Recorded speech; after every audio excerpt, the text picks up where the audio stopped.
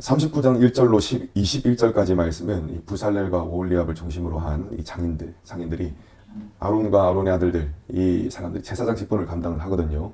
이 직분을 감당할 때 입을 의복 중에서 애복과 판결 흉패, 이 판결 흉패를 제작하는 과정, 그것을 보여주고 있습니다. 그리고 오늘 본문은 제사장이 에봇 아래에 받쳐 있는 의복이 있거든요. 이 겉옷이 있는데 그 옷과 또 속옷, 그리고 관과 거룩한 폐, 이 폐를 만드는 그런 과정들이 나옵니다. 오늘은 이런 의복들을 통해서 하나님께서 주신 은혜를 나누도록 하겠습니다. 자, 22절을 보시니까 에봇 받침이라고 기록되어 있습니다. 자, 이것은 무릎 아래에 발 정도까지 덮을 수 있는 이런 아주 길게 내려오는 일종의 겉옷입니다. 이 에봇 받침 옷은 청색 실을 사용해가지고 통으로 짜가지고 만들었습니다. 그리고 옷의 가장자리 이 밑에 부분에는 석류를 수놓았다라고 했습니다. 자, 석류의 원어에는 올리다라는 뜻이 있습니다. 그래서 석류를 수놓는 것은 하나님을 높이며 하나님께 영광을 올려드린다라는 의미로 해석할 수가 있는 것입니다. 하나님께서는 대제사장의 겉옷 자락에 금방울을 달라고 명령하셨습니다. 이 금방울은 대제사장이 움직일 때마다 딸랑거리는 소리가 났습니다. 대제사장은 1년에 한 번씩 지성소에 들어가서 하나님의 임재 가운데 서야 했습니다. 이 대속죄일 때 모든 백성들의 죄를 다 용서받기 위해서 그렇게 서야만 했다는 것입니다. 그런데 대제사장이나 이스라엘 백성들의 죄가 심각하면은 때때로 하나님께서는 이 제사를 받지 않으셨다고 합니다. 이런 상황이 되면은 대제사장이 어떻게 되느냐? 죽임을 당하게 되어 있습니다. 그렇기 때문에 이 금방울 소리가 나는 것은 이스라엘 백성들에게 있어서는 우리가 용서함을 받았다라는 그런 기쁨을 알리는 소리가 되었다는 것입니다.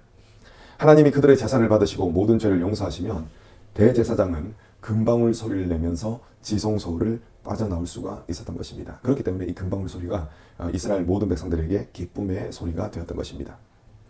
여러분, 복음은 대제사장이 지성소를 나오는 금방울과 같은 이런 소리와도 같습니다. 과거 대제사장들은 일반적인 인간이었기 때문에 흠이 있고 허물이 있습니다. 그렇기 때문에 이 하나님께서 받으시지 않으시는 그런 제사를 시도할 수가 있는 것입니다. 그러나 우리의 대제사장 되시는 예수 그리스도는 그렇지 않으십니다. 히브리서 4장 15절입니다. 우리에게 있는 대제사장은 우리의 연약함을 동정하지 못하실 리가 아니요 모든 일에 우리와 똑같이 시험을 받으신 이로되 죄는 없으시니라. 아멘. 자, 하나님의 아들 예수 그리스도가 우리와 공통점이 있으시죠. 어떤 공통점이 있습니까? 인간의 몸으로 오셨기 때문에 그 시험을 받으셨다는 것입니다. 똑같이 시험을 받으셨다는 것입니다. 그런데 결정적인 차이가 있습니다. 어떤 차이가 있습니까? 죄가 하나도 없으시다는 것입니다. 그렇기 때문에 예수님은 연약하지만 완전히 거룩하신 유일한 인간이셨습니다. 구약의 대제사장들은 매년 한 번씩 지성소로 들어가 속죄를 해야 했습니다. 매년 해야 했습니다. 하지만 예수님은 자신의 생명을 제물로 드리시는 이 단번에 제사를 드리셨습니다. 자, 히브리서 7장 27절입니다. 그는 저 대제사장들이 먼저 자기 죄를 위하고 다음에 백성의 죄를 위하여 날마다 제사 드리는 것과 같이 할 필요가 없으니 이는 그가 단번에 자기를 드려 이루셨음이라. 아멘. 여러분, 예수 그리스도께서 자신의 생명으로 드리신 제사는 이것은 영원한 효력을 발휘하는 그런 제사라는 것입니다. 그렇기 때문에 죄의 문제를 해결받고 구원받기 위해서는 오직 한 가지 조건, 즉 예수님을 믿고 마음에 영접하기만 하면 되는 것입니다. 대제사장의 겉옷 가장자리에 수놓았던 이 석류 역시 예수 그리스도의 대속을 떠올리도록 만듭니다. 자, 석류는 예수 그리스도의 아름다움과 또 예수 그리스도의 보혈을 상징합니다. 그리스도께서 우리를 위해서 죽으셨기 때문에 누구든지 그리스도 안에 거하기만 한다면 이 구원을 선물로 받게 되는 것입니다. 또 이것이 바로 무엇입니까? 이것이 바로 복된 소식, 복음이라는 것입니다. 아름다운 금방울 소리와도 같은 생명의 복음을 주신 우리 주님께 감사드리시는 저 여러분 되시기를 간절히 축원합니다. 에봇을 바치는 겉옷 다음으로는 가는 대로 이제 속옷을 만들고 또 세마포로 드공과 빛난 관을 만들었다라고 했습니다. 그리고 마지막으로는 금패를 만들었다라고 했습니다. 자, 그 위에 금패 위에 여호와께 성결이라고 새겼습니다. 그리고 이 패를 청색끈으로 이 관 전면에, 머리에 쓰는 관 있죠? 이 관 전면에 이 패를 달았습니다. 그렇기 때문에 이마에 어떤 글씨가 있는 것입니까? 금패가 있는데 여호와께 성결이라는 글씨가 있는 것입니다. 이는 하나님 앞에 나아가는 제사장에게 무엇보다 이 거룩함이 우선적으로 요구된다라는 사실을 우리가 알 수가 있습니다. 이는 하나님께서 나가는 이 거룩함이 없으면은 이 대제사장이 무엇을 당한다는 것입니까? 거듭 말씀을 드리죠. 죽음을 당한다라는 것을 의미합니다. 여러분, 하나님 앞에 과연 이 허물이 하나도 없는 사람이 누가 있겠습니까? 다 허물이 있는 것이죠. 그런데 이처럼 허물이 있음에도 불구하고 그의 중심을 보시고 하나님께서는 그를 거룩하다라고 칭해 주시는 것입니다. 그를 거룩하게 만들어 주시는 것입니다. 그래서 허물이 있음에도 불구하고 하나님 앞에 설 수 있도록 만들어 주시는 것입니다. 즉 이마에 있는 폐를 보시고 거룩하다라고 인정을 해 주시는 것입니다. 이 과정 중에 여러분, 하나님을 경외하지 않는 사람들, 그런 사람들이 대제사장으로 또 세워질 수가 있지 않습니까? 간혹. 그렇다면은 그것으로 인해서 죽임을 당했겠지만 하나님을 경외하는 자는 어떠합니까? 허물이 있죠. 흠이 있죠. 그럼에도 불구하고 하나님께서 그를 거룩하게 하신다는 것입니다. 이런 차이가 있습니다.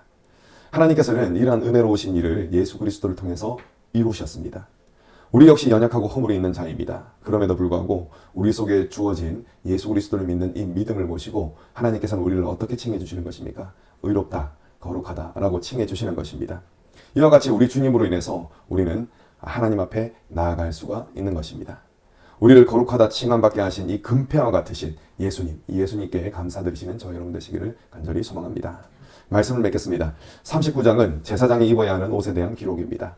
이 제사장은 이 모든 것을 순서대로 빠짐없이 갖춰 입어야 합니다. 그럼 갖춰 입으면서 생각을 해야 되겠죠. 어떤 생각을 해야 되겠습니까? 내가 하나님께 제사를 드리는 사람, 예배를 드리는 사람이다 라는 생각을 해야 한다는 것입니다. 이런 생각을 하면서 마음과 자세를 가다듬었을 것입니다. 이와 같은 행동을 하는 것은 그 마음에 하나님을 경외하는 마음이 있었기 때문이었습니다. 만약 하나님을 경외하지 않는 자가 대제사장이 되었다면 그는 자신의 마음과 자신의 자세를 돌보는 일을 소홀히 했을 것입니다. 그냥 직업적으로 했을 수도 있겠죠. 그렇게 된다면 그 제사를 드리는 그날이 그에게는 죽는 날이 될 것입니다. 하지만 하나님께서는 하나님을 경외하는 자에게는 긍휼을 베풀어 주십니다. 그렇기 때문에 그에게 허물이 있음에도 불구하고 그가 직무를 감당할 수 있도록 만들어 주시는 것입니다.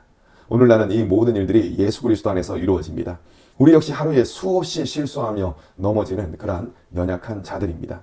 하지만 하나님이 우리에게 예수 그리스도를 믿는 믿음을 주셨기 때문에 우리에게 소망이 있는 것입니다.